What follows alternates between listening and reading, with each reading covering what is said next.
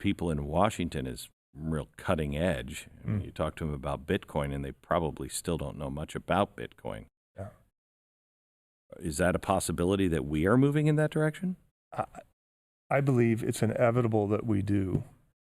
So the difference is when you have, and let's take, for example, the Bitcoin blockchain, its own monetary policy is a math equation.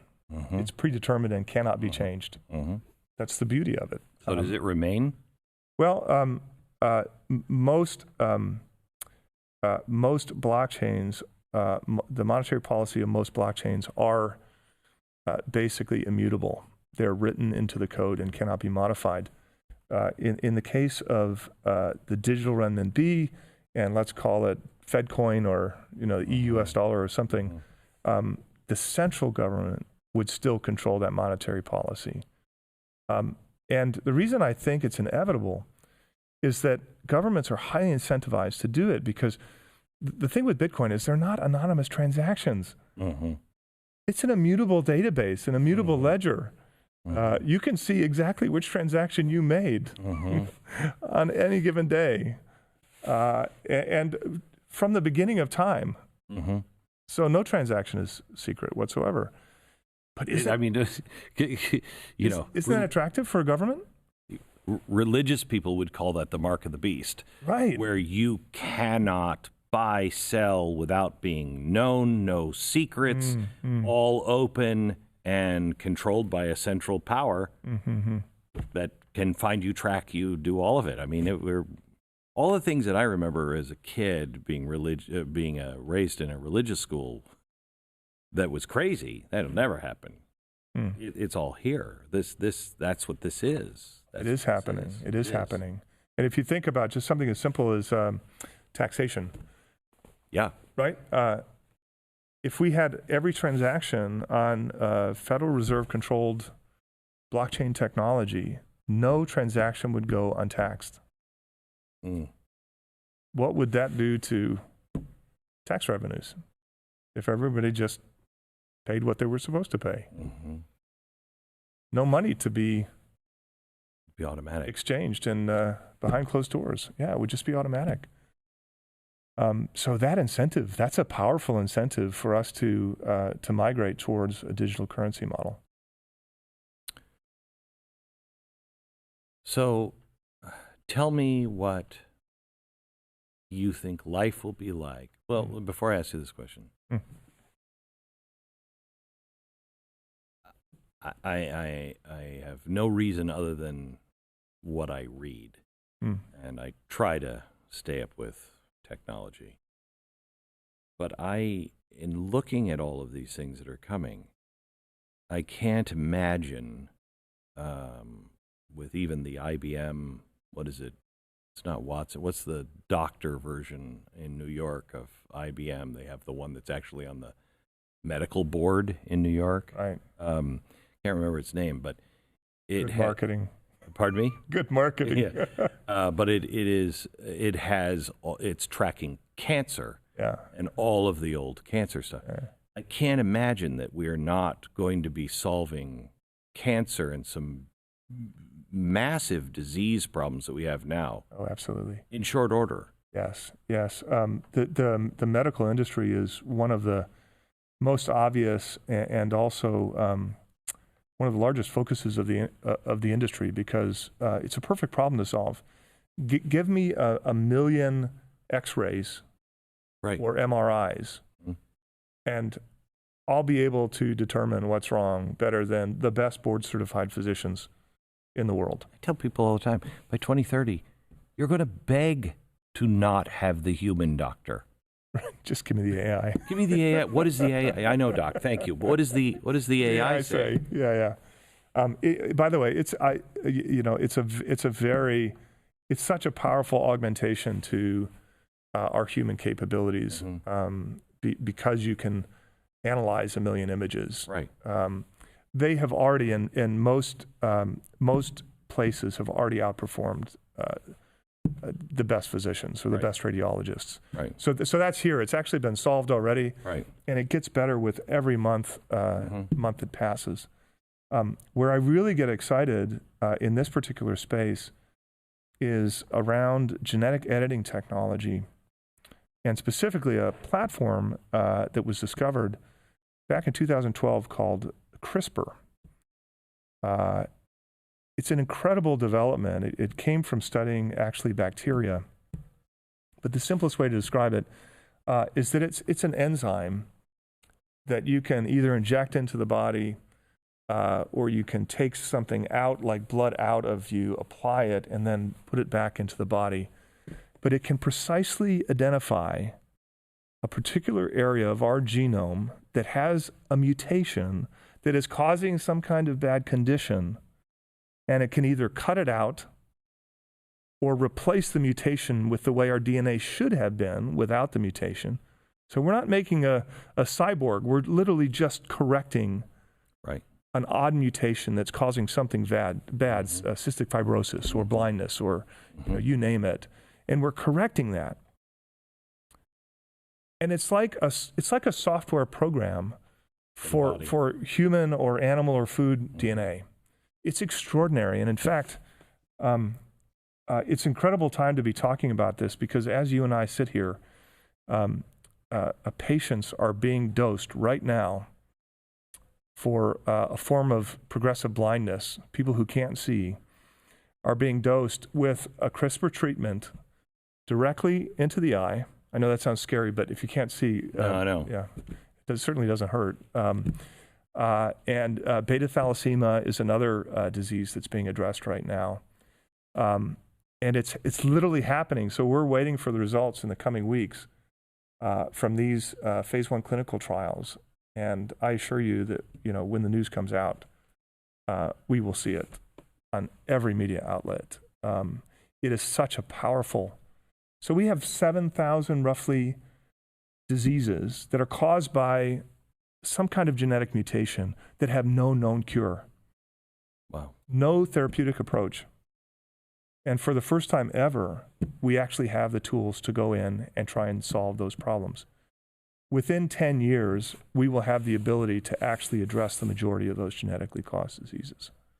So you want to ask me about what it's going to be like 10 years from now? Our human longevity is going to go through the roof. We will be living well into our hundreds, healthy, active. Our brain will be sharp. Our quality of life will be through the roof. And we will have the lifestyle of kings from 100 years ago.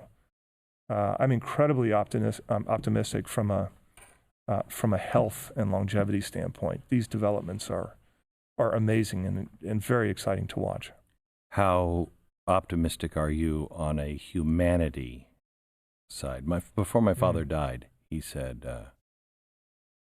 Glenn, look at technology. He said, he was born in 1926. He said, space travel was H.G. Wells stuff. It was fiction. We didn't actually think we would go to the moon. And he said, now look at us. Look where we are in technology. Now do the same thing. Look where we were, the times of the Greeks, the Romans, Jesus, in philosophy and human decency. He's like, we haven't really gained that much. Humans are not.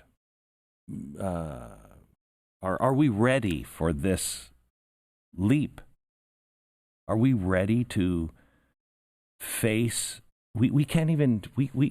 We're arguing about whether we can kill a baby, right before birth or shortly after birth. If we can't get that one down, how are we going to deal with some of the questions that are coming in the future? What is life? If I can download you, is that me or not me? Right. Yeah. Are we ready for this? We're not ready for this. We are, and this is not a fault. As humans, we're predators. it is almost literally in our DNA to think in a very linear, step-by-step fashion. This is for not. our survival, and this is not. This is exponential, and we're at that point where we're just starting to climb that hockey stick. And I wouldn't have told you this 4 years ago, but it has happened right now, and nobody can get their heads around. It's not a fault of ours. We just can't. We won't think by, to that by extent. 2030. We won't. There will be so many, and you're already seeing it. You're already seeing it. To every week, if you pay attention, every week there's something like quantum computing that you're like, wait, what? We hit that? And the next day it's something else, and the next day it's something else. By 2030, we will not be able to keep up with just the profound technological changes. Yeah. Right? It's kind of like, do you remember the moment when hearing the word somebody spent $1 trillion became as normal as somebody saying you spent $1 billion? I say this all the time. I'll be in a news story and I'll say it was $190 billion or trillion dollars. I don't even know because it's so massive. You don't even know the difference between them. Yeah, it means nothing. Yeah. And so that analogy that you used in terms of the significance and the weight of some of these announcements that are taking place in the world of technology, and the frequency that they're being made today.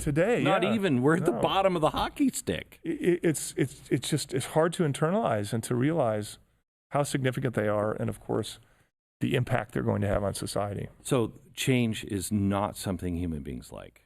No. In general, no. And it causes fear. Yes. Fear works to the benefit of those who would like to control others. How confident are you that we don't see some form of Chinese control, even if it's wrapped up by a corporation or government and corporation, whatever? How confident are you that we don't enter a world that man cannot get out of?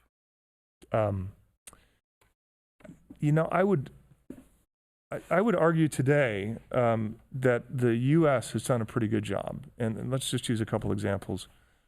In China, the latest policy is when you go get your new driver's license, you have to undergo a facial recognition scan. So your entire face has to be scanned with high D resolution. And now you are in the database. And any camera in the entire country can track where you are at any given time because they can recognize who you are.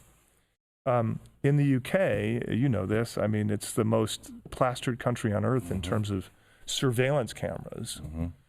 Talking about 1984, frightening. But the US hasn't done that, and that gives me encouragement that we can maintain a much healthier balance in terms of video surveillance and our own freedoms that we enjoy here today. I mean, it's truly people like you and I and everyone else that fights for this. We have to maintain resolute on ensuring that we don't move in the wrong direction. We have no choice. I'm not saying it's easy. I'm not saying that it's not going to all end very badly, but look how much we've given up already. I know. I mean, I was in the airport and I saw clear. Yeah. People don't understand the power of the retina. The retina, yeah. You know what I mean? Yeah. You're giving that to people. What I wanted to stand at the clear thing and go, don't do it. Don't do it. Don't do it. What are you doing? People don't understand that when the retina is able to be tracked, everything changes. Yeah. Scary, especially if Clear doesn't maintain complete privacy and security of that information. Very, very frightening.